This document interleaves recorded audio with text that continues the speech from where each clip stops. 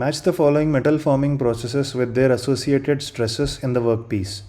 Metal forming process: coining, wire drawing, blanking, deep drawing. Type of stress: tensile, shear, tensile and compressive, compressive.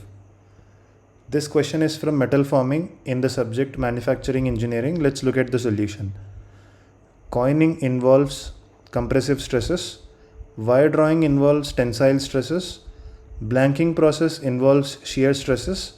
And deep drawing process involves tensile and compressive stresses.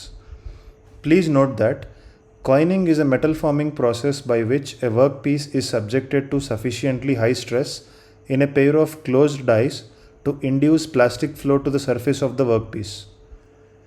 Similarly, wire drawing is a metal forming process by which the diameter of the wire or a rod is reduced and its length is increased by pulling through a calibrated hole of a die or a series of dies. Blanking is a metal forming process by which a metallic workpiece is removed from the metallic strips or sheets when they are punched. Similarly, deep drawing is a metal forming process by which a sheet metal blank is slightly clamped along its perimeter by a blank holder and is radially drawn into the forming die by using a punch. The correct answer to this question is option A.